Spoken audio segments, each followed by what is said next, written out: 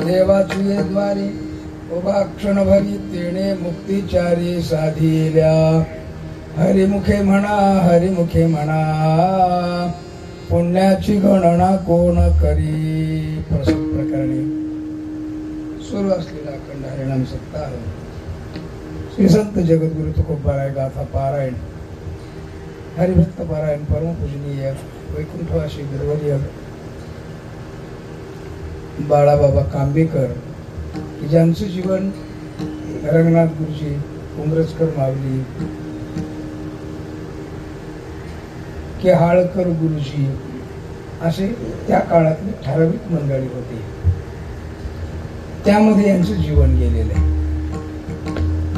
रंगनाथ गुरुजींचं ऐकलं, विश्राम गुरुजींचं ऐकलं, बऱ्याच मोठ्या मोठ्या मंडळीचं श्रवण केलेलं आहे त्यांनी. हरिभक्त परायण सगळ्या मंडळीची यादी इथे गुरुवारी यांची खाली दिलेलीच आहे. अत्यंत मोठा परिसर आणि परमार्थाची व्याप्ती. या ठिकाणी उपस्थित असलेली सगळी मंडळी, सगळ्यांचे नाव आता माझ्या काही पाठ नाही येत, पण आप्पा आहे तिथं. हरिभक्त परायण श्री वसंत महाराज महाराजांचं मी नेहमीच बघतो त्यांना. असे या परिसरातले मांडे महाराज हा परिसर संपूर्ण अगदी श्री गुरु साखरे महाराज जोग महाराज या परंपरेला युक्त असलेला हा परिसर. 60 मंडळी एकत्र येऊन हा कार्यक्रम करतात. 60 मंडळीच ना, 60 मंडळी एकत्र येतात आणि हा कार्यक्रम करतात. वारकरी संप्रदाय प्रसारक मंडळ अत्यंत उत्तम अशा प्रकारचं हे धर्म कार्य आहे, धर्म जागरण आहे, वारकरी संप्रदायाचं जागरण आहे. विठाला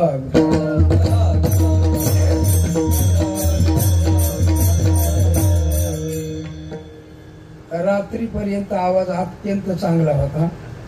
रात्री मला आंबरस दिलं खायला. त्याचं प्रेम, पण माझ्या आवाजाचं वाटोळं झालं. मोठा त्रास झाला मला, पण नाही यावं तरी पंचायत आहे. मी म्हणणार होतो महाराजांना की तुम्ही त्यांना सांगा, आपणला आपल्या पांडुरंग शेठला आपले ढाब्यावाले आहेत ना, हा हे काय तर आलेत नाही, पंढरीनाथ महाराज, मी पांडुरंग लिहिले त्यांचं. पंढरीनाथ महाराज यांना सांगा की आवाज खूप खराब आहे आणि आवाज खूप खराब असल्यावर तुम्हाला आनंद येणार नाही कीर्तन श्रवण करायला, दुसरं काही नाही.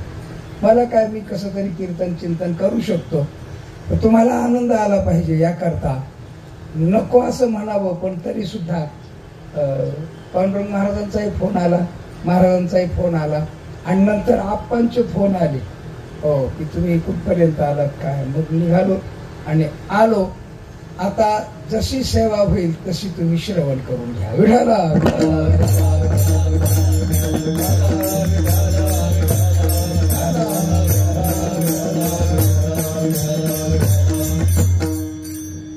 वाजवणारे अतिशय सुंदर आहेत, म्हणजे दिसायला सुंदर आहेत असं नाही, दिसायला तर आहेतच, वाजवायला पण सुंदर आहेत. गायक मंडळी सगळी वारकरी संप्रदायाची अभ्यासक मंडळी. इकडे तर पवारच आहेत साक्षात, इकडे बारामतीकडून इकडे कसे आले कोणाला माहिती, पण आहे अशी मंडळी सगळी एकदम सुंदर या ठिकाणी आहे. आणि खूप वेळेला कीर्तन सेवा मी या परिसरामध्ये केलेली आहे.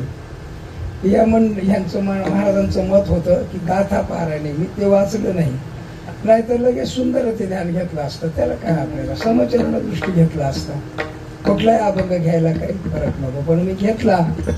श्री संत ज्ञानोबारांच्या हरिपाठातला पहिला अभंग आहे जवळपास.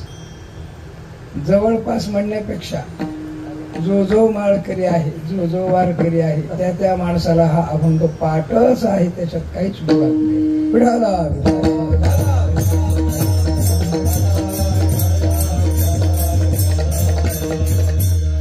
या अभंगाचं जसं आवाज साथ देईल त्या पद्धतीनं थोडंसं चिंतन करण्याचा मी प्रयत्न करणार आहे. आपण सर्वांनी मला प्रतिसाद द्या. विठाला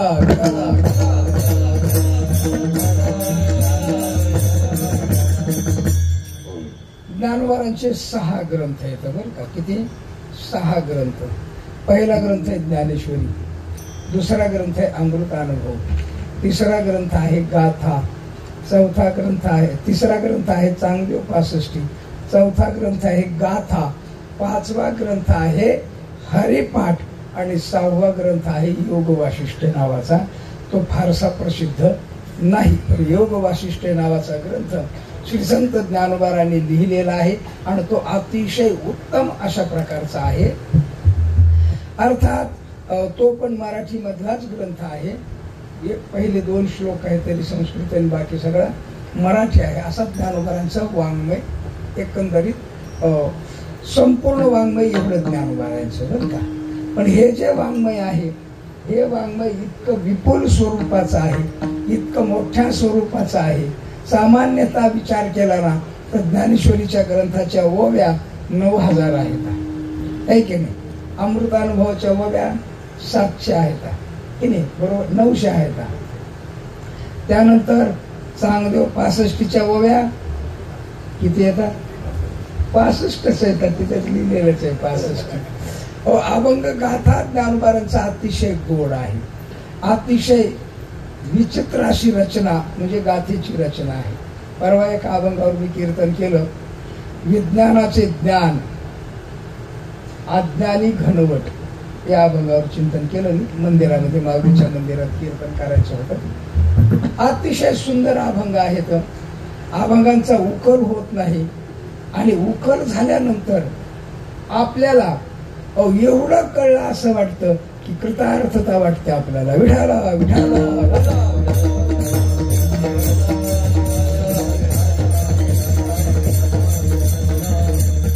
अर्थात असे 6 ग्रंथ 5 ग्रंथ विलक्षण वेगळ्या वेगळ्या पद्धतीचे ग्रंथ आहेत. श्रीसंत ज्ञानोबारांचे ज्ञानेश्वरी आणि अमृतानुभव हे दोन ग्रंथ नेवाशालाच लिहिले बरं का महाराजांनी. कुठं, नेवाशाला.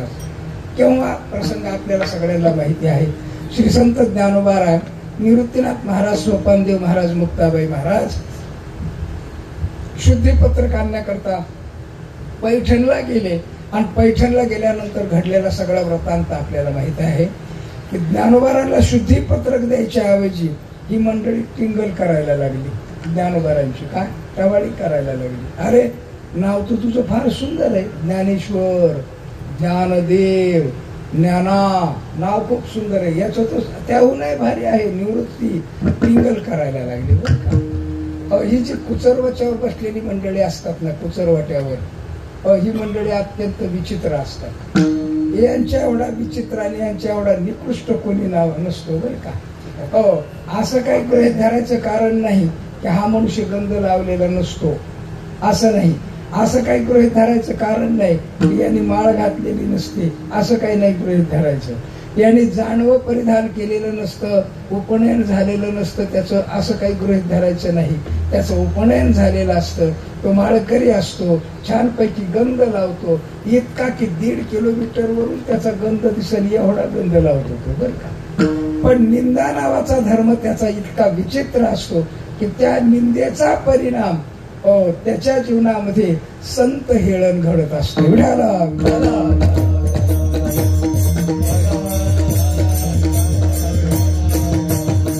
संत हेळण घडत. ज्ञानोबारांची टिंगल केली. कोणी केली?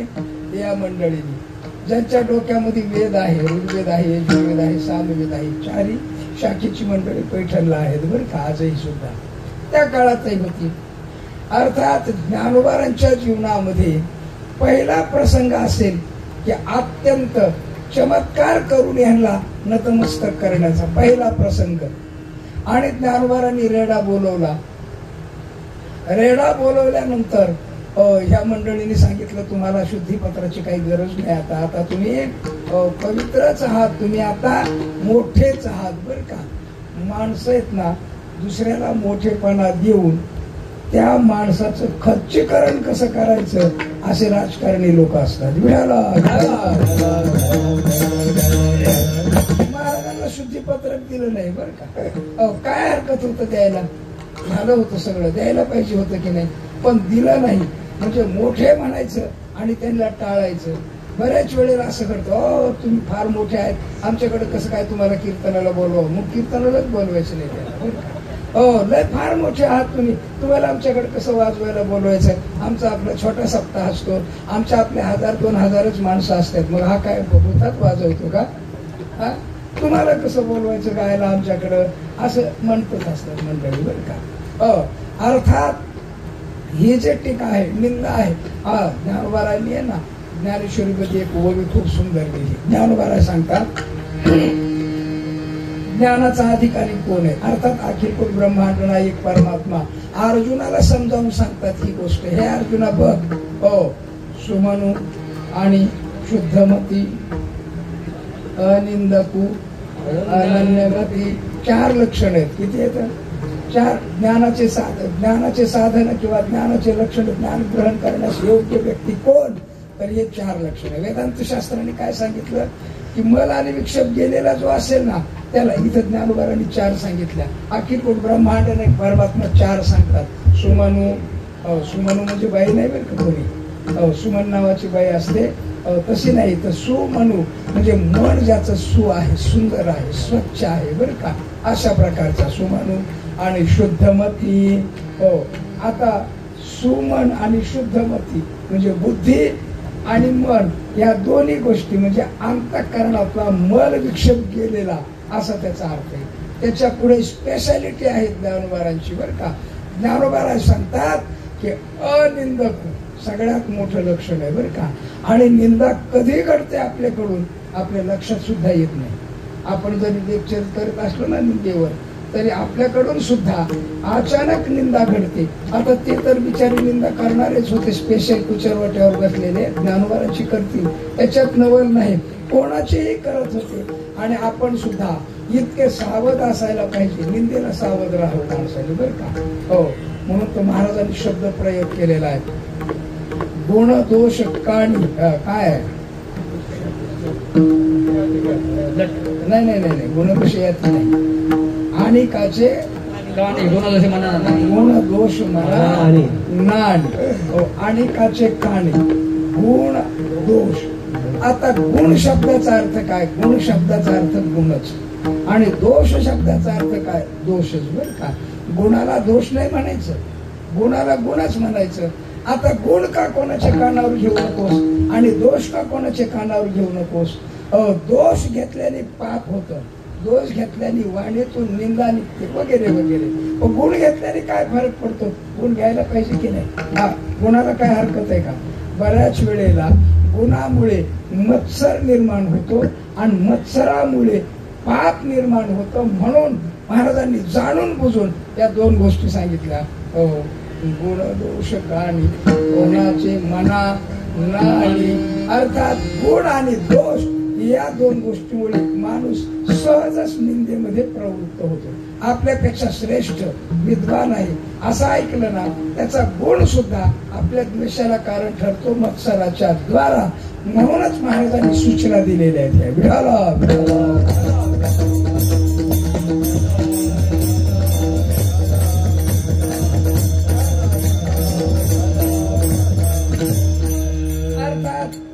कुचरवाट्यावर बसलेली मंडळी ज्ञानोबारायला असं अद्वा बोलायला लागल्यानंतर, ह्या रेड्याचंही नाव ज्ञान आहे, तुझं त्याच्यात सारखंच आहे, मग कसं काय त्याला मारलं तर तुझ्या अंगावर उठेल का वगैरे असं.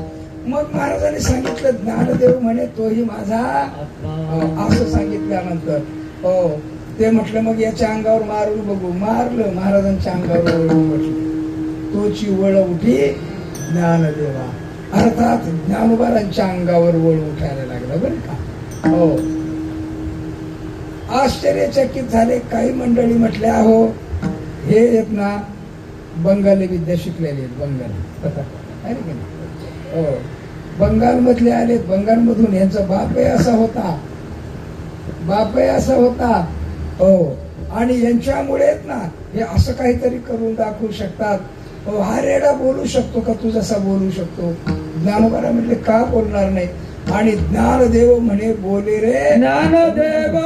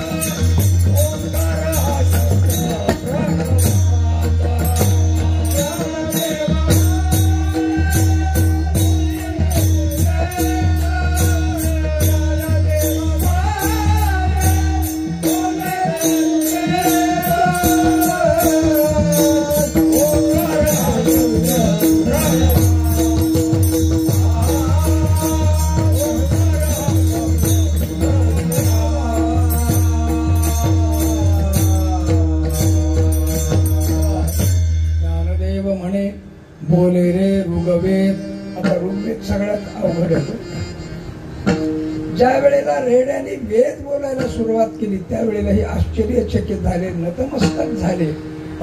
मात्र त्यांना शुद्धीपत्रक दिलं नाही. ज्ञानोबाला रेडा निवृत्तीनाथ महाराज हे तिथून निघाल्यानंतर नेवाशाला आले बरं का. नेवाशाला आले. नेवाशाला 2.5 वर्ष मुक्काम केला. किती वर्ष? 2.5 वर्ष थांबले बरं का. काही चरित्रकारांनी लिहिताना बामणीला काही थांबले नाही, नेवाशाला काय बामणीला थांबलेच नाही. बामणीचा आणि काही संबंध नाही. तसं तिथं जी मुक्ता आहे ती मुक्ता वेगळी आहे बरं का. तिथलं चरित्र तिथं जाऊन वगैरे मी सगळा प्रयत्न केला.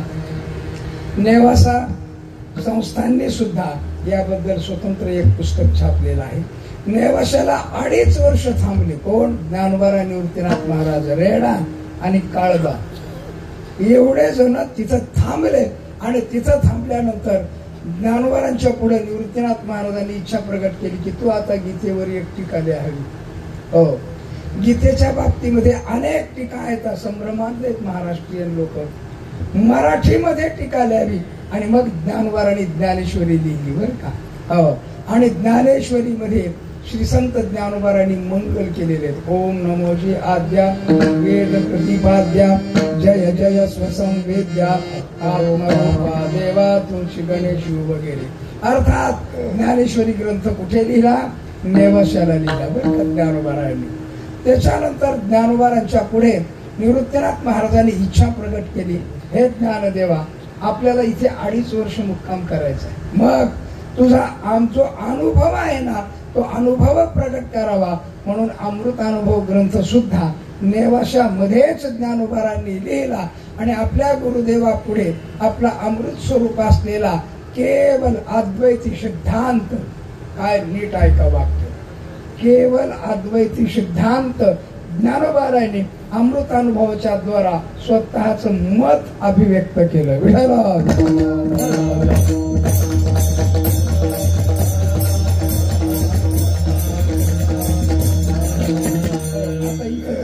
चिंतन ऐका, तुम्ही ऐकणारे मंडळी आहेत म्हणून सांगतो बरं. कधी गंमत बघा, ज्ञानोबांनी केवल अद्वैती सिद्धांत प्रतिपादन केला अमृतानुभवाच्या द्वारा.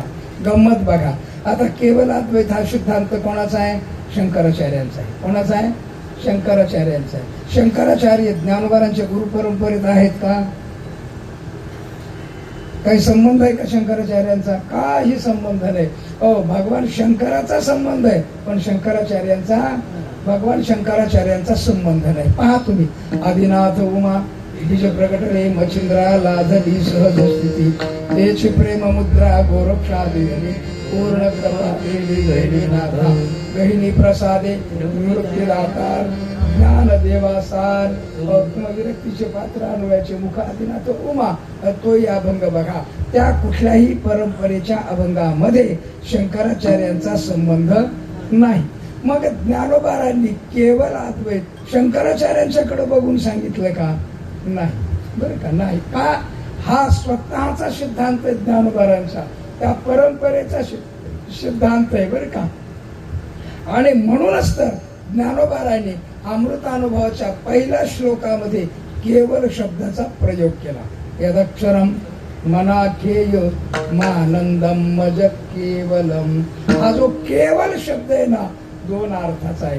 केवल शब्द केवल अद्वैती अशा वाचक आहे. तर केवल शब्द आपल्या गुरुरायाच्या संबंधामध्ये म्हणजे माझं हे काय आहे तर केवल अद्वैत आहे.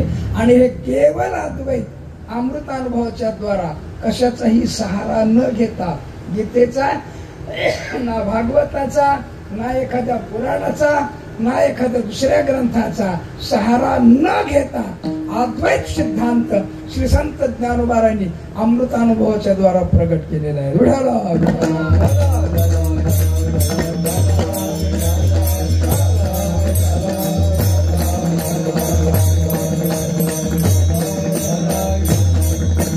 अर्थात अमृतानुभव आणि ज्ञानेश्वरी नेवाशाला लिहिली. ज्ञानोबा पुढे आले. येता येता प्रसंग चांगदेव महाराजांचा पुणतांब्याला घडला आणि पाठीमागून पत्र पाठवावं म्हणून चांगदेव महाराजांनी प्रयत्न केला. आणि त्या प्रयत्नात त्या पत्रामध्ये काहीच लिहिता आलं नाही. दंडवत लिहावा तरी पंचायत, आशीर्वाद लिहावा कोरं पाठवलं. ज्ञानोबारांनी बघितलं, मुक्ताबाईकडे दिलं. मुक्ताबाई महाराज म्हटल्या मेला चांग्या 1400 वर्ष जगला पण कोराच्या कोराच. ज्ञानोबाराय म्हटले अगं मुक्ता हा कोरा आहे म्हणून लिहिता येतं बरं का. आपलं जीवन आहे ना इतकं चिडबिड झालेलं आहे, आपल्याला ना नीट कुठला सिद्धांत कळत नाही बरं का. नीट आपल्याकडे लक्ष द्या स्वतःकडे. आपण इतके मूर्ख माणसं आहोत, ना सिद्धांत करत, ना परंपरा कळत, ना संत वाङ्मयाचा अचूक सिद्धांत काय आहे ते कळत नाही. इतकं वाईट आपलं जीवन झालेलं आहे. त्याने सांगायचं ऐकायचं, याने सांगायचं ऐकायचं, प्रजापितावाला त्या सांगतो त्याचं ऐकायचं. इतकं जीवन बेकार होऊन गेलेलं आहे ना.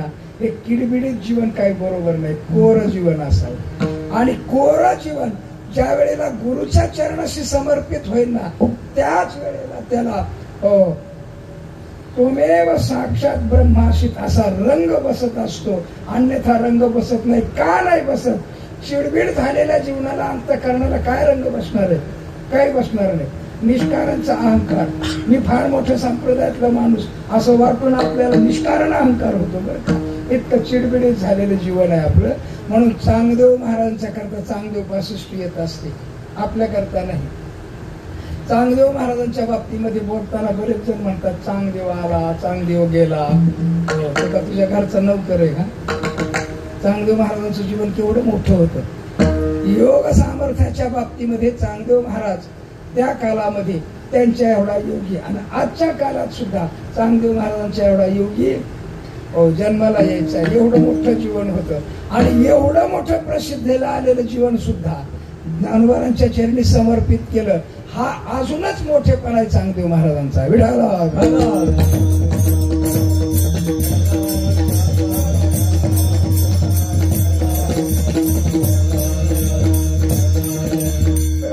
अर्थात चांगदेव 65 लिहिली, चांगदेव महाराजांना पाठवली, कळली नाही. चांगदेव महाराज आल्यानंतर श्री संत ज्ञानोबारांना समर्पण केलं. ज्ञानोबारांना समर्पण केल्यानंतर मुक्ताबाई महाराजांनी चांगदेव 65 ज्ञानोबा चांगदेव महाराजांना समजावून सांगितले. आणि मग मात्र चांगदेव महाराज म्हटले चांगदेव म्हणे आजी जन्मालो गुरुपुत्र झालो मुक्ताई.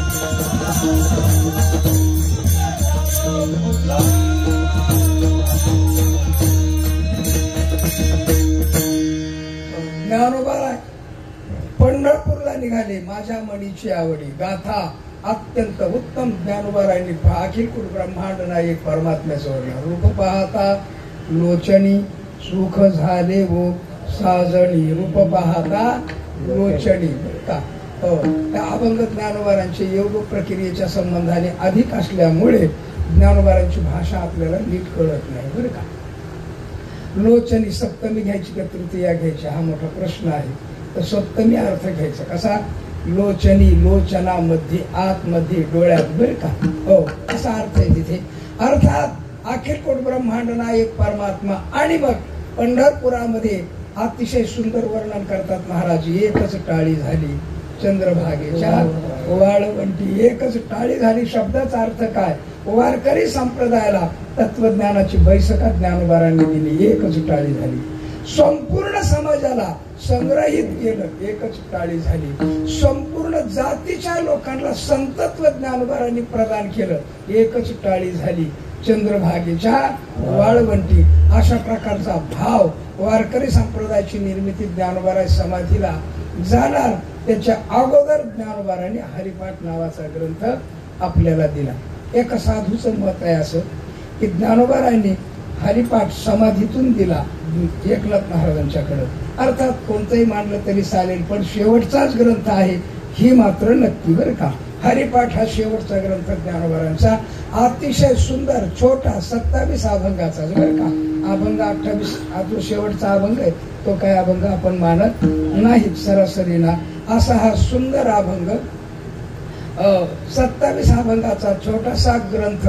आणि त्या ग्रंथकृतीमध्ये श्री संत ज्ञानोबारांनी आपल्याला हरी शिकवला. काय शिकवला? हरी शिकवला बरं का. हो, हरिपाठ असं या ग्रंथाचं नाव आहे. मला वाटतं मी आपल्या चौकला हरिपाठ शब्दाचा अर्थ सांगितला होता, पण आता त्यात तोच अर्थ आहे त्याचा. तिथे जो सांगितला तोच अर्थ आहे हरिपाठ. हरी हरी शब्द आहे ना, रुहरती, अज्ञानान हरती इति हरी, पापान हरती इति हरी. बरं का, नुसतं पापाची निवृत्ती करतो म्हणून त्याला हरी म्हणायचं असं नाही, तर अज्ञानाची निवृत्ती करतो म्हणून त्याला हरी म्हणायचं. प्रामुख्याने अशा प्रकारची विशेषता श्री संत ज्ञानोबारांच्या हरी उच्चारण शब्दामध्ये आहे. पुढे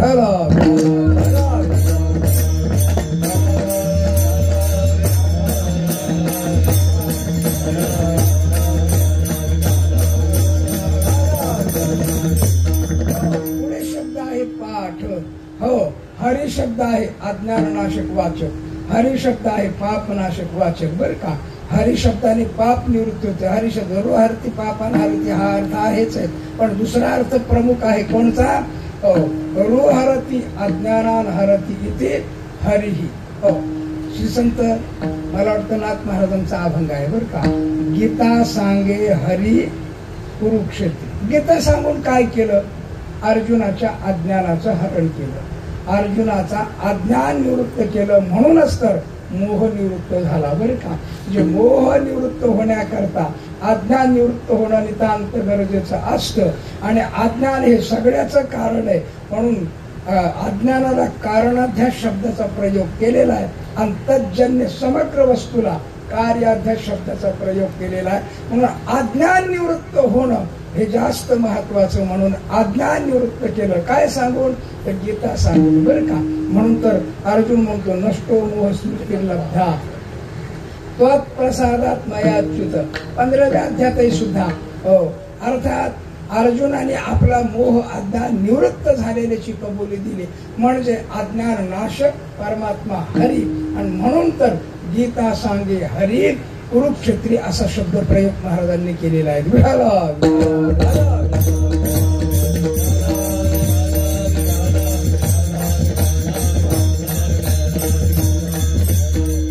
आता त्याच्या पुढे शब्द आहे पाठ. पाठ शब्दाचा आहे पठ्यती इति पाठ, पाठ करणे अशा अर्थात येणारा शब्द आहे. पाठ पाठ करणे. पाठ करणे म्हणजे काय? पुन्हा पुन्हा अभ्यास व तेच करत राहणे याला म्हणायचं पाठ करणे. आपण आहे ना लघुरुद्राचे पाठ करतो, आपल्या त्याच्यानंतर तुमचं काय गायत्रीचे पाठ करतो वगैरे असे पाठ करतो की नाही जसं. आणि घणांत असणारे जे पाठांतर होते ते वेद ज्यांचा पाठ आहे ना ते 1 2 3 4 5 असे पाठ करतात. तसं परत परत पुन्हा पुन्हा हरीचं उच्चारण करणे म्हणजे पाठ करणे याला म्हणायचं हरी पाठ.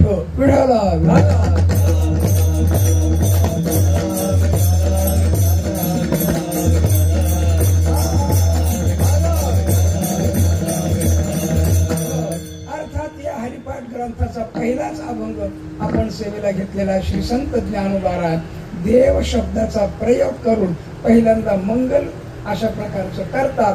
म्हणून श्री संत ज्ञानोबारांच्या या हरिपाठातल्या पहिल्या चरणात देव शब्दाचा कोण म्हणते? देवाची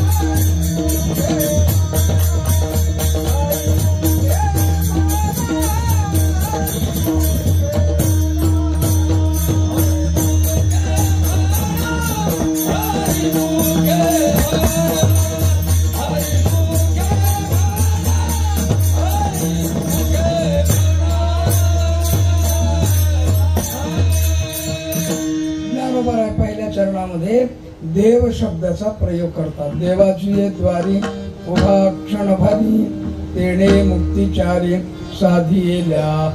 देव शब्द हा पहिल्यांदा मंगलवाचक आहे बरं का. कसा आहे? मंगलवाचक. हो, देव शब्दाची निर्मिती आपल्याला माहिती आहे कशी झालेली. दिव धातू पासून झाली. दिव्य इति देवा, दिव्यता. आता दिव्यता दोन प्रकारची आहे बरं का. एक दिव्यता आहे प्रतिहत होणारी आणि एक दिव्यता आहे अप्रतिहत स्वरूपाची. अप्रतिहत स्वरूपाची दिव्यता आहे ना ती परब्रह्माची आहे बरं का. कशाची आहे? परब्रह्माची, देवाची आहे फक्त. आणि जी दिव्यता प्रतिहत होणारी आहे ना ती सगळीच्या सगळी जीवाची आहे. मग जीव कुठपर्यंत आहे? ब्रह्मदेवापर्यंत आहे बरं का. ब्रह्मैशाना परवते वाढणे नाही जीवाते. आणि जिथपर्यंत जीवत्व आहे तिथपर्यंत जी जी दिव्यता आहे ना ती प्रतिहत होणारी दिव्यता आहे. विशेष स्वरूपाच्या सामुग्रीने निर्माण होणारी ती दिव्यता आहे. म्हणून ती दिव्यता प्रतिहत स्वरूपाची आहे. ही दिव्यता मात्र अप्रतिहत स्वरूपाची आहे. प्रत्येक व्यक्तीच्या अंतःकरणामध्ये आत्मस्वरूप रूपाने जी दिव्यता आहे ना त्याला देव म्हणायचं. असा जो देव आहे तो देव मंगलवाचक शब्द आहे. म्हणून पहिल्यांदा ज्ञानोबारायांनी देव शब्दाचा प्रयोग करून आपली वैदिकता, आपलं मंगल या ग्रंथाला निर्विघ्नतेने परिपूर्ण व्हावं याकरता देव शब्दाने मंगल केलेलं आहे. देवाची अर्थात प्रत्येक ग्रंथामध्ये मंगल असतं. मंगलाचा विचार जर केला तर ते तीन प्रकारचं मंगल आहे. सगळ्याला माहिती आहे. वस्तुनिर्देशरूप मंगल आहे, आशीर्वादात्मक मंगल आहे, तिसरं नमस्कारात्मक मंगल आहे. अर्थात श्री संत ज्ञानोबारांनी सगळ्या ग्रंथाला मंगल केलेलं आहे. कसं मंगल आहे? श्री संत ज्ञानोबारांच्या ज्ञानेश्वरीचं मंगल सगळ्याला माहिती आहे. ओम शब्दाचा प्रयोग केला. ओम नमोजी आद्या वेद प्रतिपाद्या जय जय स्वसंवेद्या आत्मरूपा देवा तुची गणेशू. ओम नमोजी आद्या. ओम शब्दाचा प्रयोग केला. ओम हे इति एक अक्षरम ब्रह्म अशा स्वरूपाचं परमात्म्याचं रूप असल्यामुळे ओंकार शब्दाचा प्रयोग केला. आणि या ओमचं विश्लेषण श्री संत ज्ञानोबारांनी 8व्या 9व्या ओवीमध्ये खाली पुढे केलेलं आहे बरं का. आकार चरण युगल, उकार उगर विशाल, मकार महामंडल, मस्तकाकारे. अर्थात त्या ओमचं चिंतन करताना, पहिल्या ओवीचं चिंतन करताना संपूर्ण मंगलाच्या ओव्या जर ध्यानात घेतल्या तर पहिल्या ओवीच्या भोवती सगळ्या ओव्या फिरतात. अशा प्रकारचं विशेष ज्ञानोबारांचं आहे. म्हणून ज्ञानोबारांनी ओमचं विश्लेषण केलं. आकार चरण युगल, उकार उदर विशाल, मकार महामंडल, मस्तकाकारे. या त्रिभुवनाची म्हणजे एकंदरीत परमात्म्याच्या विराट स्वरूपाची विशेष लक्षणा किंवा भाव या शब्दाच्या द्वारा प्रगट करून श्री संत ज्ञानोबारांनी ओमचं चिंतन केलेलं आहे. पुढे नमोजी आद्या अर्थात मंगल केलं. कशाला?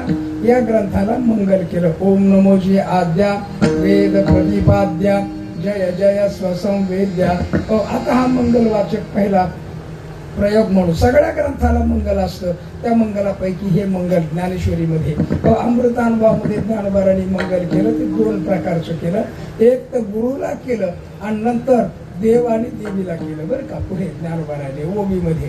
आता पहिल्या श्लोकामध्ये गुरुरायाला मंगल करताना गुरुरायाचं विलक्षण अर्थात विलक्षण म्हणजे निर्विशेष स्वरूपाचं चिंतन करताना श्री संत ज्ञानोबारा सांगतात यदक्षरम मनाखेय आनंदम मज केवलम श्रीमन्निवृत्तीनाथेती ह्या दैवतमाश्रये.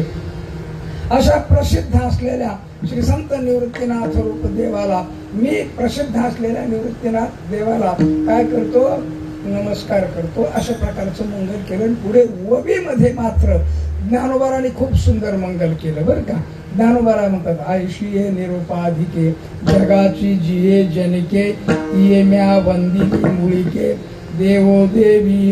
आयशीये निरुपाधिके दोघं बी निरुपाधिक आहेत बरं का. दोघं काय आहेत? निरुपाधिक आहेत. आता निरुपाधिक दोघं समजण्याकरता जरा थोडस बारीक बघावं लागतं, त्याशिवाय समजत नाही. आता देव निरुपाधिक आहे का? उपाधित असून निरुपाधिक आहे तो हे कळतं आपल्याला, पण उपाधी म्हणजे कोण? देवी, ही देवाची उपाधी आहे. आता ती कशी काय निरुपाधिक? हा मोठा प्रश्न आहे. अर्थात देव उपाधित असूनही निरुपाधिक आहे. उपाधी वेगळे तुम्ही.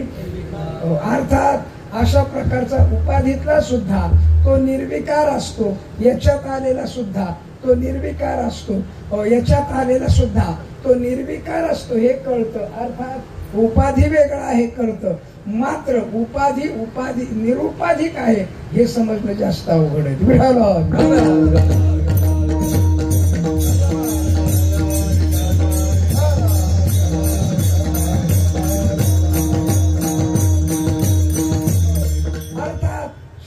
ज्ञानोबारांनी इथं देवाला देवीला नमस्कार केलेला आहे. अशा प्रकारचा इथे मंगलवाचक शब्द प्रयोग करून नमस्कार नमस्कारात्मक रूप मंगल इथे बरं का. चांदव 65 ला श्री संत ज्ञानोबारांनी आशीर्वादात्मक मंगल गेलं बरं का. स्वस्ती श्री वटेशु जो लपोनी जगदाभासू दावी मग प्रगटला ग्रासू करी, त्याला म्हणायचं आशीर्वादात्मक मंगल. हे चांदेवा तुझं कल्याण हो, स्वस्ती कल्याण हो तुझं, अशा प्रकारचा आशीर्वाद देऊन ज्ञानोबारांनी चांगदेव 65 ला सुरुवात केली. अर्थात गाथेमध्ये सुद्धा परमात्म्याच्या रूपाचं वर्णन करून ज्ञानोबारांनी मंगल केलेलं आहे आणि हरिपाठामध्ये देव शब्दाने मंगल केलेले आहे.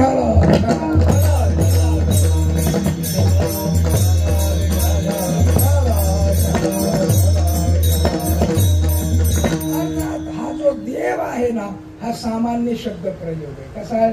सामान्य. मोघम कसा? मोघम म्हणजे व्यर्थ अशा अर्थात नाही बरं का.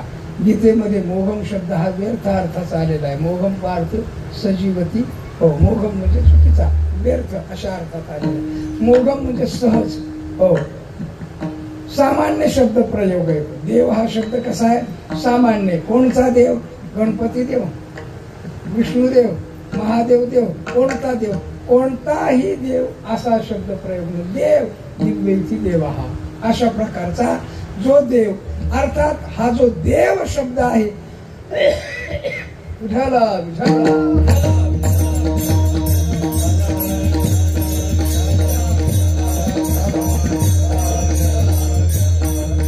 हा जो देव शब्द आहे तो सामान्य प्रयोग केलेला आहे श्री संत ज्ञानोबारांनी. मग या देवाचे काय कसं? एक तर निर्गुण निराकार निरावच्छिन्न अशा स्वरूपाचा देव, आणि दुसरा सविशेष देव म्हणजे सगुण निराकार देव बरं का, आणि तिसरं तर सगुण साकार देव. अशा प्रकारचे देवाचे तीन एकंदरीत 4 स्वरूप 4 आहेत. किती येतात? 4. 4 कसे? निर्गुण निराकार, दुसरा सगुण निराकार, तिसरं सगुण साकार आणि एक विराट. आहे की नाही? हो, आपल्याला ज्ञानेश्वरीमध्ये 11व्या अध्यायामध्ये देवानी जे अर्जुनाला रूप दाखवलं ते. आता गंमत बघा. निर्गुण निराकार सदैव अपरोक्ष आहे. नीट वाक्य ऐका.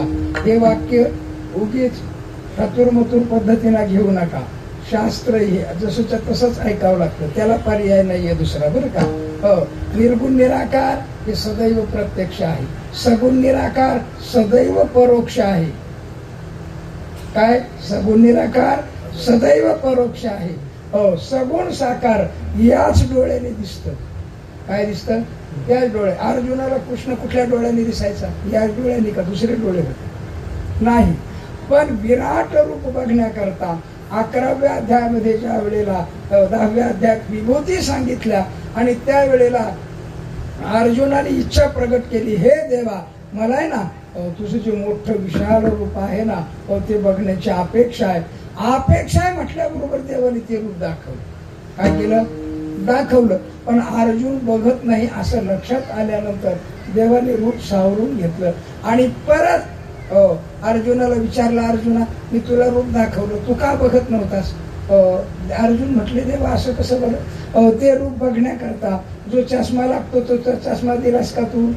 चष्मा द्यायला पाहिजे होता आणि तो चष्मा दिला नाही तर तू माझी चूक आहे असं कसं काय म्हणतो? म्हणून अर्जुनच खवळला देवावर बरं का. उठून या आरिसा आंधळ्या पुढे जाऊ जैसा बहिऱ्या पुढे ऋषिकेशा गाणी व करा. उठून या आरसा जुन्या काळातली गोष्ट आहे बरं काही. जुन्या काळामध्ये आरसा, उठवणी आरसा म्हणजे आत्ताचा सुद्धा आपला आरसा जर वर काही गंध वगैरे पडला असेल तर स्वच्छ करावं लागतं, पण हा काचाचा आणि पाठीमागून त्याला हे लावल्यामुळं आपल्याला ते स्वच्छ दिसतं. पण जुन्या काळामध्ये आरसे आहेत ना, हो, हे लोखंडाचे असत, त्याला उठावं लागायचं, हो, म्हणून तो दाखवायचा. अशा प्रकारची जुन्या काळ म्हणून उठवणी आरिसा असा शब्द प्रयोग केला. आंधळा पुढे जाऊ द्यायचा. आता आंधळ्याचं प्रतिबिंब आरशात पडतं की नाही? पडतं, आहे की नाही? सुभाषितकार आहे ते, त्यांनी खूप सुंदर चिंतन केलं. सुभाषितकार सांगतात, लोचनाभ्याम विहीनस्य दर्पणं किं करिष्यति. हो, त्याच्या अगोदरचा असं आहे, यस्य नास्ति स्वयं प्रज्ञा शास्त्रम तस्य करोति किम. यस्य नास्ति स्वयं प्रज्ञा शास्त्रम तस्य करोति किम. लोचनाभ्याम विहीनस्य दर्पणं किं करिष्यति. लोचनाभ्याम म्हणजे दोन्ही डोळे, बरं का, हो, दोन्ही डोळे ज्याचे आंधळे येतं, हो, आता त्याचं प्रतिबिंब आरशात पडतं, पण ते आंधळ्याला दिसत नाही. त्याच्यात गुन्हा कोणाचा? आंधळ्याचा, दाखवणाऱ्याचा. यस, वा, दाखवणाऱ्याचा. आणि दाखवणारा म्हणून तर अर्जुन खवळतो ना दाखवणाऱ्यावर. तुला कळतंय का? आरसा स्वच्छ केला ना, आंधळ्याला दाखवला, बहिरा माणूस आणला आणि त्याच्या पुढे हे दोघ जण गायले. तसं आता भीमसेनला बी आणलं तरी काय उपयोग होणार आहे त्याचा? ऐक, एवढ्या मोठ्या माणसाला गायला लावलंस, हे कसं शक्य आहे? अर्थात 2 तास गायल्यानंतर पण तू त्याच्याकडे बघतच राहतो, हा असं काय करतो म्हणून. अशी जर अवस्था असेल तर मग देवा चूक कोणाची? देव म्हटले, वा अर्जुना, बरोबर आहे, आता तुला आहे ना दिव्य दृष्टीरूप चष्मा दिलाच पाहिजे, आणि तो चष्मा मी देतो तुला. आणि मग चष्मा दिला आणि मग देवाचं रूप त्याला दिसायला लागलं. अर्थात विराट रूप बघण्याकरता दिव्य दृष्टीची गरज आहे, सगुण साकाराला बघण्याकरता याचीच गरज आहे, बरं का. पंढरपूरला जातो आपण, देव बघतो की नाही आपण ह्याच डोळ्याने, याच डोळ्यात. माझा आवाज चांगल्यामुळे तुम्हाला सुट्टी आहे. माझा आवाज जर चांगला असताना तुम्हाला सुट्टी नसती मिळाली अजिबात. विठाला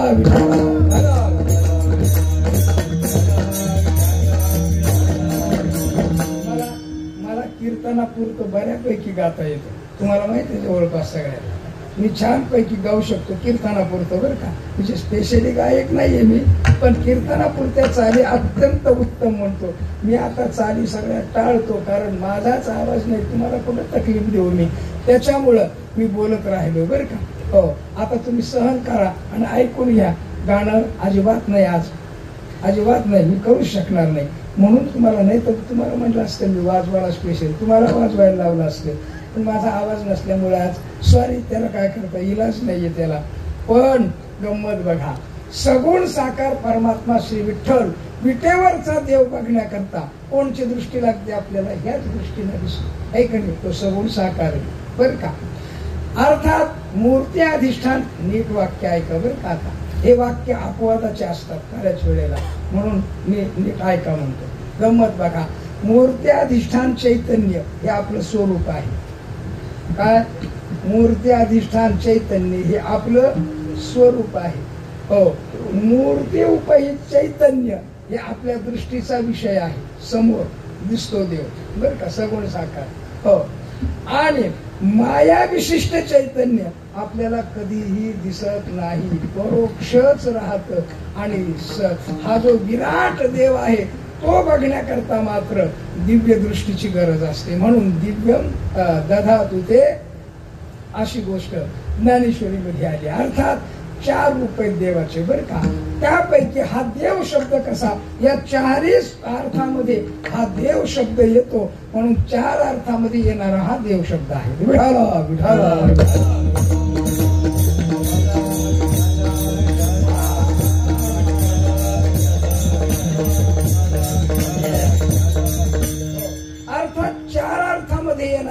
अजूनही विश्लेषण त्याचं करता येईल आपल्याला. पण गंमत बघा, आता इथं आपल्याला किंवा ज्ञानोबारांना हा देव शब्द कशा अर्थाने अभिप्रेत आहे हे नीट ऐका बरं का. इथं कशा अर्थाने अभिप्रेत आहे, कारण एखादा शब्द असतो, एखादं नाव असतं की ते त्या अर्थाने अभिप्रेत असतं बरं का. उदाहरणच सांगायचं झालं तर एक उदाहरण सांगतो मी तुम्हाला. सेवितो हा रस वाटितो आणि का घ्या रे होऊ नका रान भरी. आता इथे रस शब्दाचा प्रयोग आला. रस म्हणजे दोन प्रकारचे रस आहेत, एक ब्रह्मरस आहे, एक भक्तिरस आहे. इथं कुठला अभिप्रेत आहे, तर इथं भक्तिरस अभिप्रेत आहे. का? त्याचं कारण हा शब्दाचा प्रयोग केला. अर्थात तसं इथं आहे ना, आपल्याला देव शब्द जरी 4 अर्थामध्ये येत असला तरी सुद्धा आपल्याला इथं कुठल्या अर्थात घ्यायचा किंवा ज्ञानोबारांना काय अभिप्रेत आहे त्याचं थोडस चिंतन करायचं आहे.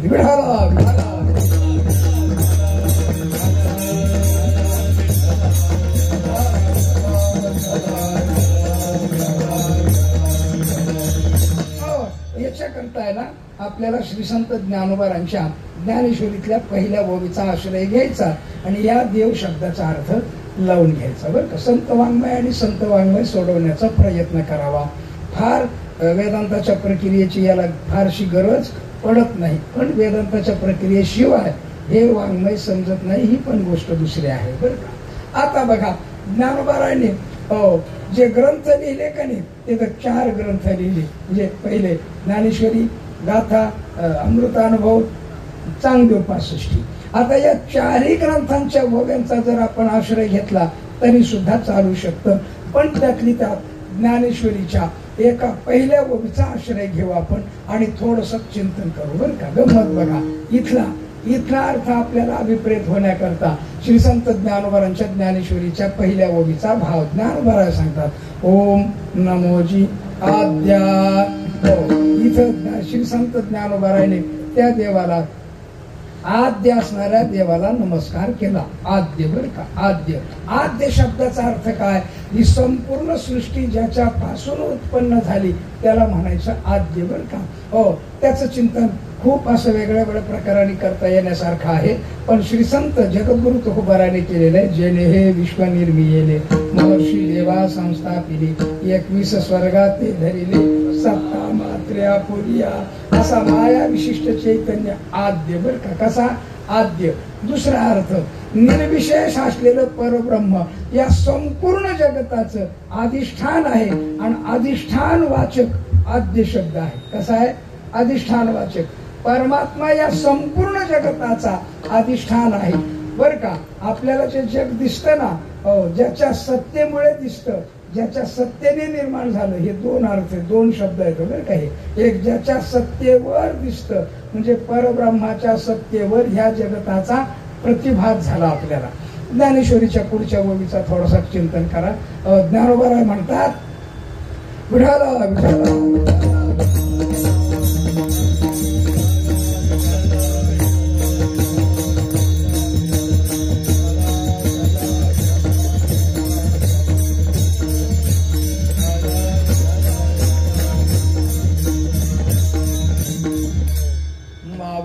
विश्वाभासू नवल उदयला चंडाशू.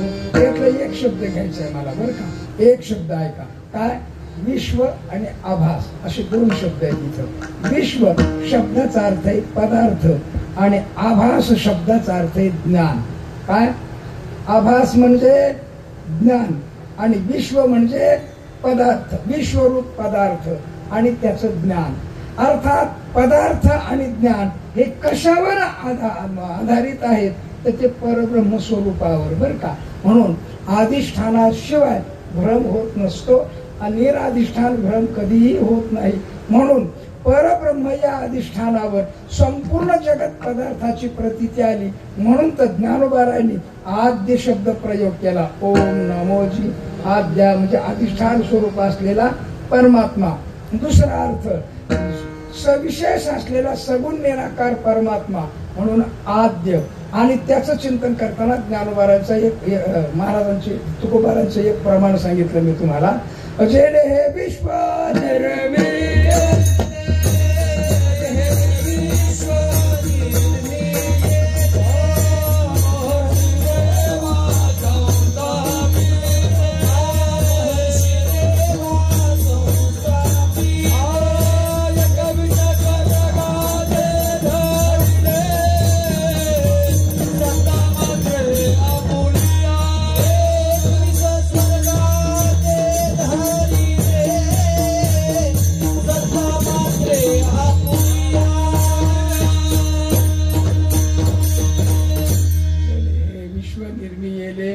महर्षी देवा संस्थापिले 21 स्वर्गात ते धरिले. याला म्हणायचं माया विशिष्ट चैतन्य, की जो ईश्वर नाव ईश्वर संज्ञेला प्राप्त आहे तो. म्हणून आद्य बर का. ओम नमोजी आद्या वेद प्रतिपाद्या, वेदाचं प्रतिपादन करणारा आणि वेदाने ज्याचं प्रतिपादन केलंय अशा दोन अर्थामध्ये घ्यायचा शब्द. वेदाने ज्याचं प्रतिपादन केले म्हणून वेदाने प्रतिपादन केले याचा अर्थ काय ज्ञानोबा पुढे जाऊन सांगतात बर का. वेद प्रतिपाद्येश्वरू तो भावया लागी गोचरू, श्रुतीचा निरंतरू अभ्यासू करणे. म्हणजे वेदाने कोणी प्रतिपादन केलं ईश्वराचं, तर वेदाने प्रतिपादन केलं. आता वेद कोणी प्रतिपादन केला, तर ईश्वराने प्रतिपादन केला. ईश्वराने प्रतिपादन केला म्हणूनच तर त्या वेदाला अपौरुषे शब्दाचा प्रयोग केलाय. खरं तर पुरुष कोण आहे, क्षराक्षर पुरुष परमात्मा आहे, त्याच्यापासून झाला म्हणून पौरुषे म्हणायला पाहिजे की नाही. पण पौरुषे का म्हटलं नाही त्याचं एवढंच कारण आहे की त्याच्यात भ्रम प्रमादादी दोषाचा अत्यंत अभाव आहे. म्हणूनच त्याला अपौरुषे शब्दाचा प्रयोग केलेला आहे बरं का. वास्तविक ते पुरुषकृतच आहे. म्हणजे कोण, परमात्मा ईश्वरापासून. ईश्वर सर्वात मोठा पुरुष आहे आणि त्याच्यापासून वेद निर्माण झाला म्हणून वेद प्रतिपाद्या. आता तोच परमात्मा निर्विशेष आहे म्हणून ज्ञानोबा सांगतात जय जय स्वसंवेद्या. आता याचा पदच्छेद करायचा, स्वसंवेद्याचा पदच्छेद करायचा. सु असंवेद्य. सु शब्दाचा अर्थ आहे पक्का आणि असंवेद्य शब्दाचा अर्थ आहे अविषय. पक्का अविषय. कोणाला पक्का अविषय, प्रमाणाला. प्रत्यक्ष, अनुमान, शब्द, उपमान या सगळ्या प्रमाणाला कोण्याही प्रमाणा ओ नेदिओ मा अशा प्रकारचा प्रमाण अविषयकत्व. विष्णू सहस्त्रनामामध्ये अप्रमेयो ऋषिकेशो पद्मनाभ मर प्रभु. अप्रमेय. अप्रमेय म्हणजे काय, अप्रमेय म्हणजे प्रमाणाचा विषय होत नाही तो. म्हणून तो सगळ्या वस्तू आपल्या प्रमाणाचा विषय येतात. आता बघा हा पंखा फिरतोय आपल्याला डोळ्याने दिसतोय, माईक डोळ्याने दिसतोय, म्हणजे प्रत्यक्ष प्रमाणाचा विषय आहे. हे गातात शब्द प्रमाणे, शब्दाला कानाचा विषय आहे, स्पर्श विषय आहे. अर्थात प्रत्यक्ष, शब्द, अनुमान, उपमान हे सगळे प्रमाण आहे. पण परमात्मा मात्र अप्रमेय आहे. का, तो प्रमाणाचा विषय होत नाही. म्हणून तर ज्ञानोबा सांगतात की तो परमात्मा सु असंवेद्या, अत्यंत निर्विशेष असलेला परमात्मा आणि तोच परमात्मा आत्मरूप आहे. काय, आत्मरूपा असा ओम नमोजी असलेला, वेद प्रतिपाद्य असलेला आणि स्वसंवेद्य असलेला परमात्मा कोण आहे, तर तो सगळ्यांच्या आतमध्ये आहे की नाही. कोण आहे, कोणाच्या आतमध्ये, आप्पांच्या आतमध्ये, महाराजांच्या आतमध्ये. हो बरं, तो आतच आहे का, बाहेर सुद्धा आहे. आतही आहे आणि बाहेरही. अंतःकरणामध्ये तो प्रतिबिंबित झाला म्हणून आत्मा शब्दाचा प्रयोग आला आणि बाहेर निर्विशेष आहे म्हणून व्यापक शब्दाचा प्रयोग आला. वेदांनी पहा किती सुंदर चिंतन केलंय त्याचं बरं का.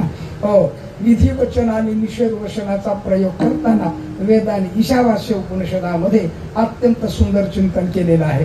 तुम्ही बरंच बोर झाला असता मला वाटतं. बोर झाले म्हणजे बरं वाटतंय का, सांगू असंच, काय हरकत नाही, काय हरकत.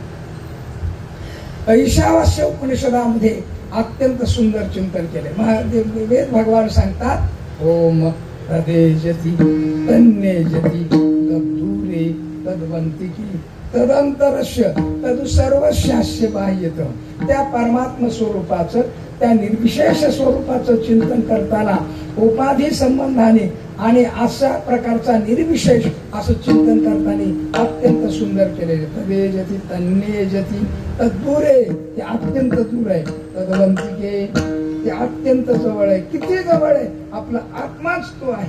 कोण आहे, आपला आत्माच. म्हणून तर ज्ञानोबारांनी पहिल्याच ओवीमध्ये ओंकार स्वरूप असलेला, आद्य स्वरूप असलेला, वेद प्रतिपाद्य स्वरूप असलेला देव, स्वसंवेद्य स्वरूप असलेला देव तोच सगळ्याच्या आतमध्ये आहे, आत्मरूप आहे आणि तो आत्मरूप असलेला तोच देव आहे.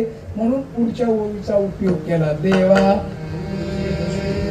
आता उपाधी संबंधाने अनंत गोष्टी, गणपती झाला, विठ्ठल झाला, विष्णू झाला, महादेव झाला, अनंत उपाधीना संबंध होईल, तो भाग निराळा, पण तोच देव आहे. आणि तो देव श्री संत ज्ञानोबा सांगतात आत्मरूप आहात, आणि त्या आत्मरूप देवाच्या द्वारात तुम्ही उभे आहात. देवळाच्या द्वारात नाही, मग आत्मरूप देवाच्या द्वारात.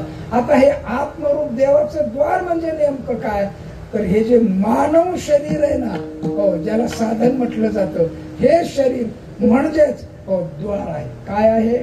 हे द्वार आहे बरं का. आणि एकदा का हे द्वार गेलं ना की परत आपल्याला द्वार सापडत नाही. अत्यंत अवघड आहे. तुम्हाला माहित आहे का, आंधळा माणूस होता, त्या गावाला सगळं असं कोट होता मोठा, एकच दरवाजा बाहेर जायला, एकच दरवाजा.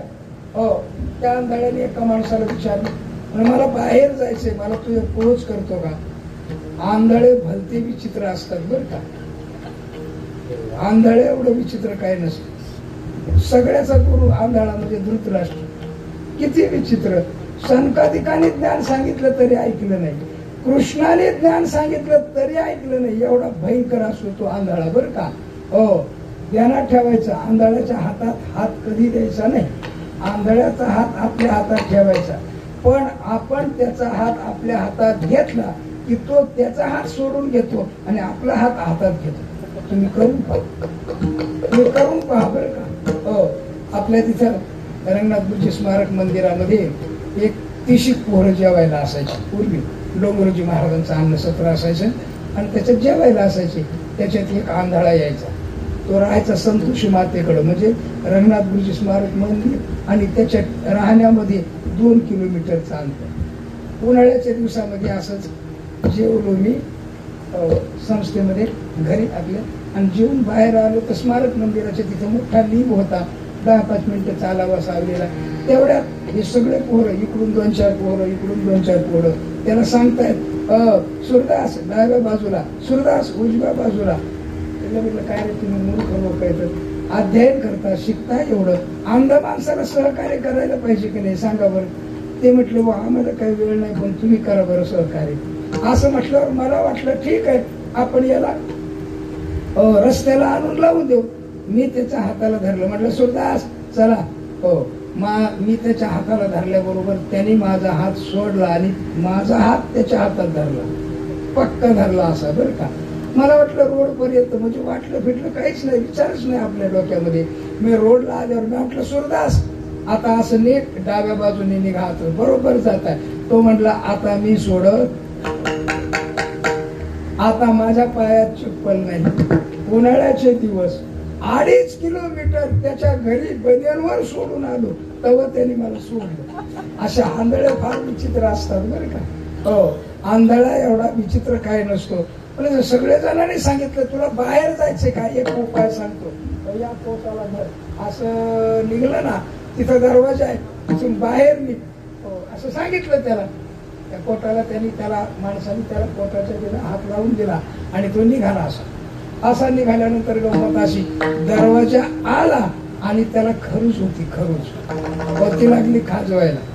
खरूज इतक्या बरं, खरुजीला एकदा कंड आला ना, ते माणसं बघत नाही, कीर्तन बघत नाही, का अतिशय बिनधास्त खाजवायला सुरुवात करतो बरं का. ते खाजवायला सुरुवात केली, पण चालायचं बंद करायला पाहिजे होतं की नाही. चालायचं बंद केलं नाही, चालायचं सुरूच आणि खाजवायचं सुरू. त्या कठड्याचा हात सुटला, खाजवण्याकरता हात गुंतला, पण चालायचं बंद नाही. दरवाजा निघून गेला, हात लावला तर कठडा दिसला परत. 1 2 3 4 महाराज सांगतात 184 न चुके एवढा मोठा फेरा. याच्या करता आता तुम्ही आलात कुठे, तर देवाच्या द्वारात आलात. कुठे? आता तुम्ही देवाच्या द्वारात आहात. नरदेह म्हणजे देवाचं द्वार आहे. देवाचे 5 द्वार आहेत बरं का. किती द्वार आहेत? 5 द्वार आहेत. हो, देव 4 प्रकारचा आहे, पण देव द्वार मात्र 5 प्रकारचे येतं. पण आता फक्त एकच प्रकारचं द्वार सांगायचं आणि सेवेला विराम द्यायचा. मनुष्य देह हे पहिलं द्वार आहे बरं का, पहिलं द्वार. आणि हे जर द्वार चुकलं ना आपल्याकडून, हो, खाजवण्याच्या नादामध्ये, कोणचं खाजवणं आहे आपल्याकडं? विषयासक्तीचं खाजवणं. हो, म्हणून कधी माणसाचं साध्य बदलतं हे कळतच नाही पा. बर का, मी टीका टिप्पणी नाही करत बर का आप्पा, तुम्ही खूप माझ्यापेक्षा जास्त पाहिलं असेल महाराज, तुम्ही बघितलेलं आहे. साध्य कधी बदलतं कळतच नाही. देव साध्य करायला निघालेला मनुष्य कधी पैसा साध्य होतो त्याचं हे कळतच नाही. एका काळामध्ये मी ज्या वेळेला वाजवत होतो, मला वाजवण्याचं पण छान ज्ञान आहे. हरिभक्त पाठ, कालच पुण्यतिथी झाली गुरुजींची आमच्या, सुभाष महाराज देशमुख, मृदंग सम्राट, ताल भास्कर, अतिशय उत्तम. त्यांच्याकडे मी सोलो वगैरे सुद्धा मी वाजवलेले आहेत बरं का.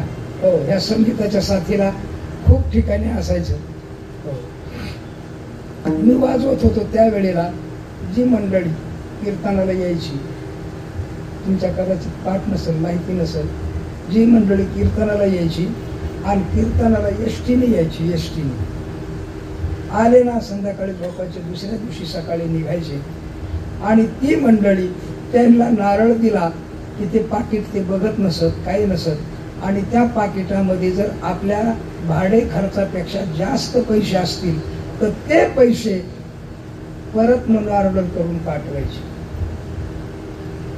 मला खाजगीमध्ये नावं विचारा, मी तुम्हाला सगळ्यांचे नावं सांगत आणि त्यांच्या समोर सांगत. कोणाच्या? त्यांच्या समोर सांगेल, हे ध्यानात ठेवा. हो, म्हणजे तसं काय मी घाबरतो असंही नाही. हे मंडळी जर समजा ₹1.5 जास्त आला, किती? ₹1.5 त्यावेळेला ₹1.5 किंमत होती बरं का. तो ₹1.5 जास्त आला, आपले 25 पैसे खर्च करायचे आणि तो ₹1.5 परत पाठवायचा. याच मंडळीचं आज निव्वळ पैसा आणि पैसा, देवच ध्यानात राहिला नाही त्यांच्या, हे ध्यानात ठेवा. कधी साध्य बदलतं कळत नाही, एवढं सावध राहावं लागतं ना, त्याचं नाव आहे परमार्थ. विडाला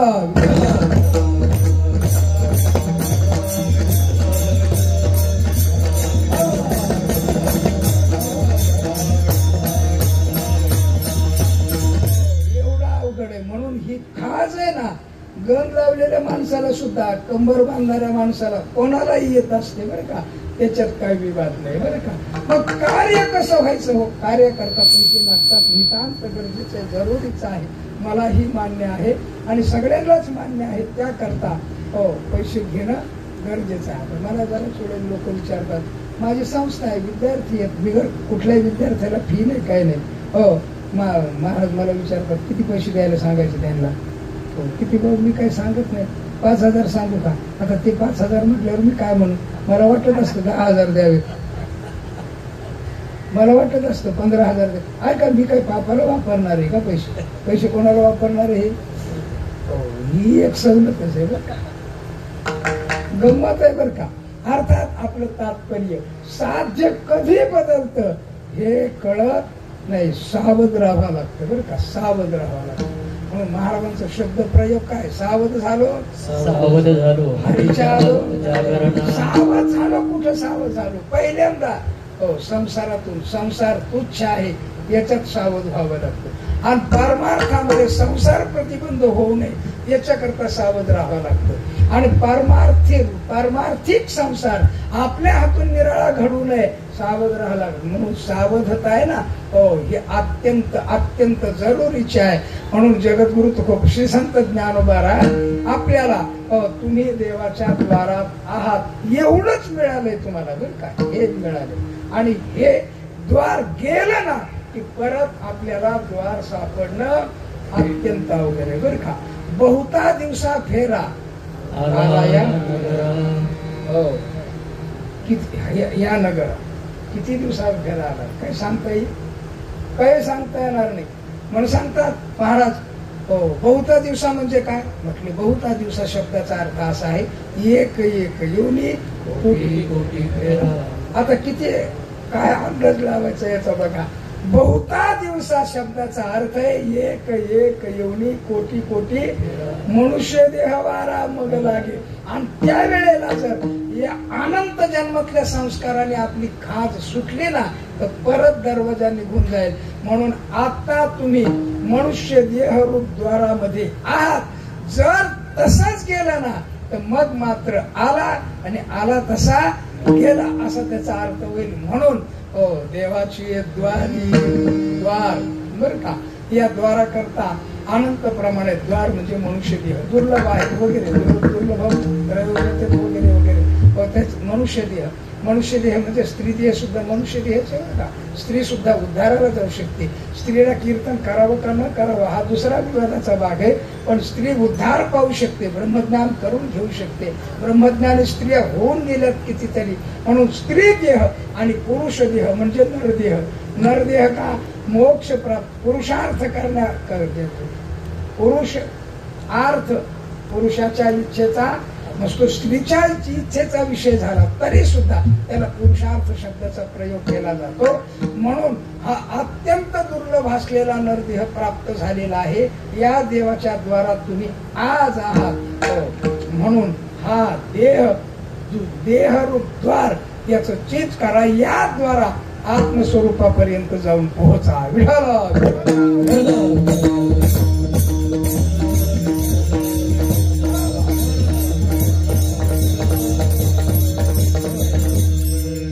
जर समजा आपण आलो 1-2 मिनिटांमध्ये आपण सेवेला विराम देऊ. गंमत सांगतो तुम्हाला. आणि जर समजा आपण साध्य केलं नाही तर गंमत बघा. भगवान परमात्मा 15व्या अध्यायामध्ये अंतकालाचं चिंतन करतात. खरं तर अंतकालाचं चिंतन 8व्या अध्यायात केलंय सगळं बरं का. हो, 8व्या अध्यायात कसं केलंय. 7व्या अध्यायात अर्जुनाला खऱ्या अर्थाने सांगायचं होतं काय, ज्ञानाचं विज्ञान बरं का.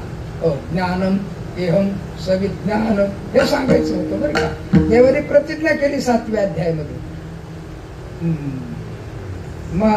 महाभूताने अहंकार वगैरे वगैरे हे सांगितलं सुद्धा. थोडस अष्टधा प्रकृती सांगितली की नाही. आता ते श्लोक आठवत नाहीत पटापट आपल्याला. हे सांगायचं होतं. आणि हे सांगता सांगता देव कधी विभूतीवर गेले देवाच्या लक्षात नाही आलं. आता 8व्या अध्यायामध्ये याला हा विषय सांगू आपण. कोणता, ज्ञानासह विज्ञान असं सांगू. म्हणून देव लक्ष करत होते. तेवढ्यात अर्जुनाने एकदम प्रश्न विचारून टाकला. त्या 8व्या अध्यायामध्ये 7 प्रश्न. कोणचे, किम तत् ब्रह्म किंवा अध्यात्म किम कर्म. आता हे 7 प्रश्न विचारले ना. मग त्या 7 प्रश्नापैकी 6 प्रश्नाचे उत्तर 2 श्लोकात देवाने सांगून टाकले. आणि तिथून पुढे एका प्रश्नाकरता जवळपास 16, 17, 18 श्लोक उपयोगात आणले. मृत्यू हा एवढा महत्वाचा विषय ध्यानात ठेवा. विढाला विढाला. अर्थात तिथे मृत्यूचा विषय संपूर्ण सांगितला. पण मग देवाच्या ध्यानात आलं ज्ञानम तेहम सविज्ञान हे राहिलं आपलं सांगायचं. मग अर्जुनाला 9व्या अध्यायामध्ये देवानी इदंतु ते गुह्यतमं प्रवक्ष्याम्येन स्वैवे ज्ञानम विज्ञान सहितम असा प्रयोग केला. आणि लगेच सांगायला सुरुवात केली. विज्ञानाचं ज्ञान सांगेल तुझ वगैरे ज्ञानोबरायांनी म्हटलं. 9वा अध्याय गेला. 10वा अध्याय गेला विभूती योगामध्ये. 11वा अध्याय गेला.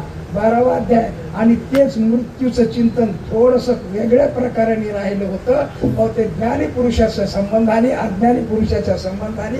आणि मग देवानी सांगायला सुरुवात केली. हे अर्जुना ऐक बघ, इदंतु ते गुह्यतमं हे तुला मी विज्ञानाचं ज्ञान सांगेन म्हटलं. सांगितलं की नाही, सांगितलं. आता या 15व्या अध्यायामध्ये तुला या शरीरातून हा जीवात्मा कसा जातो याचं चिंतन सांगतो.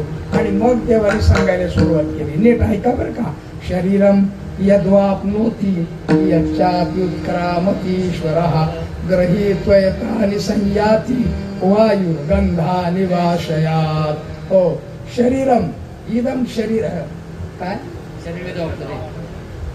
शरीरम यद्वाप्नोति त्याचा अन्वय सांगतो का. यत् शरीरम अवाप्नोति. शरीरम यद्वाप्नोति यत् शरीरम अवाप्नोति. जे शरीर प्राप्त करून घेतो. पुढचा उत्तरार्ध आहे. शरीरम यद्वाप्नोति यच्चाप्युत्क्रामतीश्वरः. यच्च अपि उत्क्रामती ईश्वर असा पदच्छेद आहे आणि त्याचा अन्वय करताना असा करायचा, यत ईश्वर, यत ईश्वर, यत ईश्वर म्हणजे जो ईश्वर. आता ईश्वर, ईश्वर म्हणजे काय, इथं जीवात्मा, त्या जीवात्म्याला ईश्वर शब्दाचा प्रयोग केलाय बरं का. ईश्वर शब्द हा मालक अर्थाचा आहे आणि या सगळ्याचा मालक कोण आहे, या सगळ्याचा उपयोग जसा करायचा तसा करू शकतो की नाही आपण. डोळ्याचा उपयोग पिक्चर पाहायला करायचा, ऐश्वर्या पाहायला करायचा, हो का देव पाहायला करायचा, मालक, हो एक नाही. कानाचा उपयोग देवाचं नाव ऐकायला करायचा का गाणं ऐकायला, अर्थात याचा मालक आहे आपण बरं का. या इंद्रियासह वर्तमान सगळ्याचा बरं का. या ईश्वर उत्क्रामतीही, उत्क्रामतीही म्हणजे उत्क्रमण होण्याच्या वेळे, मृत्यूच्या वेळेला यत ईश्वर, यत ईश्वर, पुढचं काय, ग्रहित वैतानी संयाती, ग्रहित वैतानी, एतान ग्रहित्वा संयाती. एतान, एतान म्हणजे पंचप्राण, पंचकर्मेंद्रिय, पंच ज्ञानेंद्रिय, मन बुद्धी चित्तांकर काय असेल हे सगळं हा जीवात्मा घेतो आणि याच्यातून बाहेर पडतो. यत शरीरम अवाप्नोती, ते शरीर मिळतं तिथे जातो. आता गंमत बघा, उदाहरण फक्त देवाने फार सुंदर दिलंय. देव म्हणतात वायुर्गंधानी भाषयात बर का. वायू गंधान इव आशयात असं त्याचा पदच्छेद आहे. आशयात म्हणजे ठिकाणातून, फुलातून गंध, वायू जसा घेऊन जातो ना तद्वत हा ईश्वर उत्क्रमणाच्या वेळेला या सगळ्यांना एतान गृहीत्वा संयाती घेऊन जातो. आणि जे शरीर मिळेल ना त्या शरीरामध्ये, आता जे शरीर याला ठेवलेलं असेल, दिलेलं असेल, त्या शरीरामध्ये मग कुत्र्याचं मिळेल, कदाचित कशाचं मिळेल. महाराज सांगतात होणे गाड. हे जर चुकलं ना, आत्मस्वरूपाला, आत्मस्वरूप देवापर्यंत जर गेलो नाही आपण, या द्वारात येऊन, या द्वारात येऊन, त्या महाद्वारात येऊन जर देवापर्यंत गेलो नाही तर मग आपण कंदी पिढेच खरेदी करणार, दुसरं काही खरेदी करणार नाही. आलं की लक्षात. महाद्वारात जायचं आणि आत्मरूप देवापर्यंत. आपण पंढरपूरला देवाच्या दारात गेलो, पेढे वगैरे घेतले, बेस्ट पैकी आलो आणि देवाकडे नाही गेलो, काय सार्थक आहे का. म्हणजे महाद्वारात, महाद्वारात गेला काय, द्वारात गेला काय आणि अजून कुठं काय गेला, काही त्याचा उपयोग. म्हणून ज्ञानेश्वर महाराज सांगतात तुम्ही आता या द्वारात आहात, तुम्ही काय करा, याचा सदुपयोग करा आणि आत्मस्वरूप देवापर्यंत जाऊन पाहा. देवाची एक द्वारी, आता पुढे उभा, हे सगळे या संबंधाने शब्द आहेत. उभा शब्दाचा अर्थ आहे तत्पर. उभा क्षणभरी, क्षणभर म्हणजे काय, ज्या वेळेला गुरु आपल्याला तत्वमसी महावाक्याचा उपदेश करतात झट दिशी ती वृत्ती आत्मस्वरूपाला जाऊन भेटते. क्षणभरी चार दोन अर्थ आहेत त्याचे, फार विस्तारपूर्वक अर्थ आहेत. एवढं पटकीन देवाच्या द्वारे अभंग सांगायला निदान एक महिनाभर कीर्तन करावं लागतं. निदान एक महिना बरं का. माझ्यासारख्याला, मी मूर्ख माणूस आहे, माझ्यासारख्याला एखादा ज्ञानी असेल तर त्याला कदाचित कितीही दिवस करू शकतो तो. अशा प्रकारचं अभंगाचं वैशिष्ट्य आहे. म्हणून श्री संत ज्ञानोबारायांनी देवाची द्वारी उभा क्षणभरी, आणि अशा माणसाला आपण जन्माला आलो याकरता ज्ञानोबारायांनी आपल्याला पहिल्यांदा फल काय ते सांगितलं. काय, येणे मुक्तीचारी साधी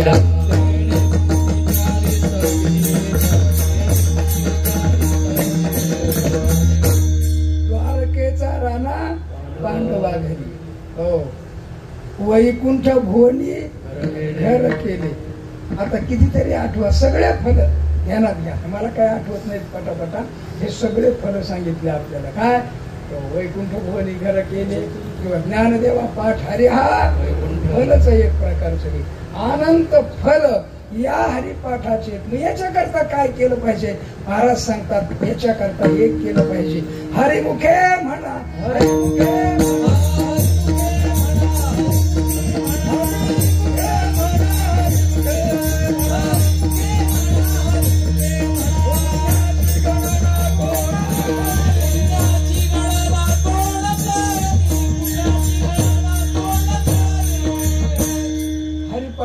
आखणी अशी एका अभंगातून दुसऱ्या अभंगाची निर्मिती, एका शब्दातून दुसऱ्या शब्दाची निर्मिती आहे. अत्यंत कुशलता, सहज ज्ञानोबारांच्या वाङ्मयातली कुशलता इतकी आहे.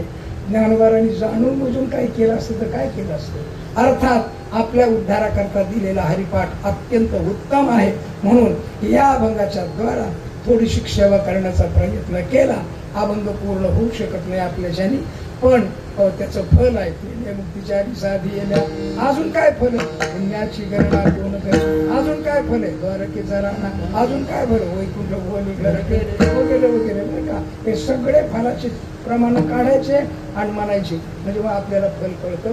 अशा प्रकारचं फल सफल असं जीवन होण्याकरता हा हरिपाठ नावाचा ग्रंथ आहे.